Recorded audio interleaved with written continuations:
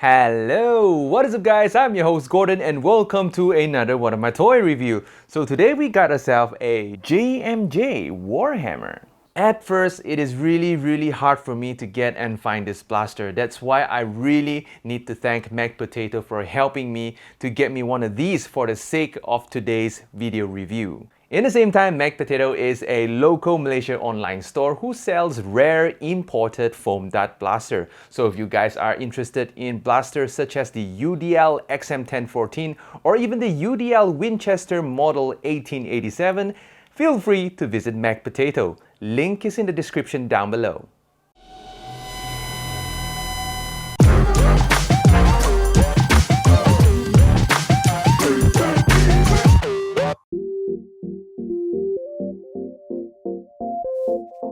In the box, we got the blaster itself, a 15-round magazine, the iron sight and its hardware, a scar barrel, a nylon grip and its hardware, an extra O-ring, the manual, a pair of white gloves, and 32 darts.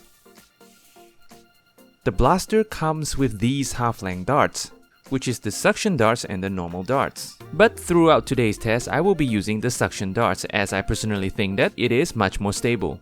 Installing the iron sight is pretty straightforward. Basically, the entire installation process are pretty similar with the real iron sight. The same goes with the grip as well. As for the scar barrel, this is how it looks like from the outside. Basically, you just need to friction fit it on the aluminum barrel, and not to mention that this is a long barrel.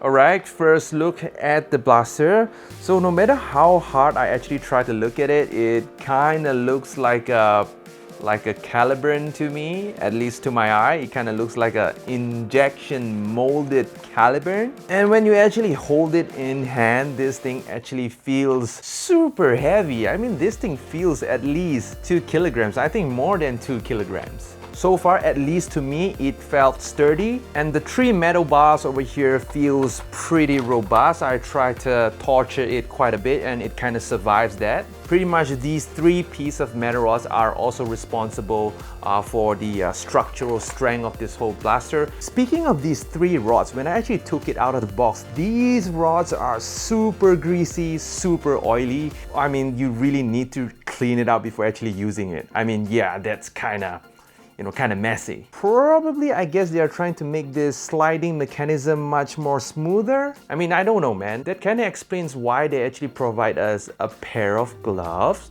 That kind of makes sense. So right on top of the blaster, we can see there is a Picatinny style rail over here, and there's a Picatinny style rail over here, and also a Picatinny style rail over here, which I use it for a foregrip over here. And then the cylinder over here is actually clear plastic and it matches the whole color scheme. And if you actually try to notice this part of the Picatinny rail, mine kind of looks, looks bent.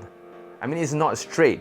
And speaking of Picatinny rail, this part of the Picatinny rail is nylon, but this part, this whole chunk of Picatinny rail over here is actually made of CNC aluminum, which probably is part of the structural pieces to make sure that this thing doesn't really collapse when you try to prime it. Speaking of CNC aluminum, the trigger is CNC aluminum, the MECH release is CNC aluminum. In fact, there is actually no MECH release for this one, more on that later. The plunger release over here is CNC aluminum, and of course the entire barrel is aluminum. Speaking of metal trigger, the trigger pull is actually really heavy and pretty metally. I mean, take a look at this.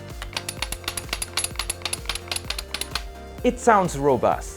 And speaking of priming, this prime is rather light, and I'm suspecting that the spring is not really something like a high performance spring because the prime is a little too light. We're definitely going to give that a test. And what do I mean that this blaster actually doesn't really have a MECH release is that this doesn't really release the MECH, okay? This actually released the adapter for the MECH. Yes, you hear me right. There is an adapter for it. So how do you actually release the MECH if there is no button for it? Basically, you just pull it out and just put it back in. Yeah, that's simple. And speaking of the MECH release over here, it's actually for the adapter. And the funny thing about this, if there's an adapter, automatically you will think that this thing can actually put in a full-length Nerf magazine, but I'm wrong. I actually tried to put in a rapid strike magazine in it and it doesn't really goes in. What is this for if I can't really put in a full-length dart magazine? Yeah, basically there's one of the questions that I don't really have an answer for you. So if you guys know what magazine goes in there, feel free to leave a comment down below if you guys have one of these. If we actually look into here, the whole breeching system are all metal and it kind of looks like a really heavy duty one. And I found out that upgrading this blaster is actually pretty simple. You just need to remove the 2 bolts behind the stock over here and there will be 3 screws. Just remove those nuts and take out the plastic and there you go. You can just straight up change the spring from there. So without further ado, let us go test the blaster. But before that, I will have to put in the scar barrel because you know this thing will make your dart accurate. And this is the final form of this blaster with the scope here with the scar barrel. I mean, this thing is massive and it's super heavy.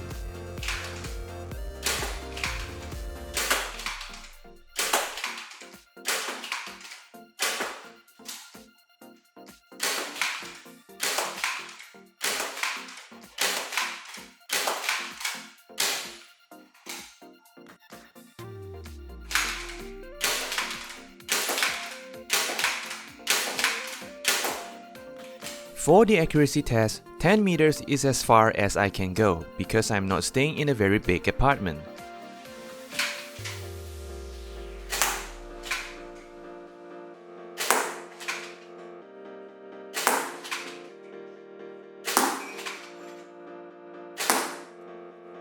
So guys, the performance of this blaster is actually not bad. In my chronograph, it shoots around 132 FPS to 148 FPS. I mean, the result is within expectation because this is definitely not a really good spring and the air seal of this thing is not that good. So I'm pretty sure that by just changing out the O-rings, we should be able to see some performance boost. Next, the accuracy of this blaster is actually pretty good. You can definitely use a scope for this one. At least in my test, in 10 meters, this thing is dead accurate. I mean, super dead accurate. And throughout the testing process, I found out of course, some bad things about this blaster is that the grip is uncomfortable. I mean, when you actually hold it in hand for a prolonged period of time, it's definitely going to be uncomfortable, especially when your blaster is this heavy. One thing I forgot to mention that this blaster is actually Talon compatible, so you can basically use your Talon Max for this. Yeah man, I think that's all about it. So like this video if you like it, dislike this video if you do not like it, subscribe if you haven't already, and of course I'm going to see you in the next video. Adios guys!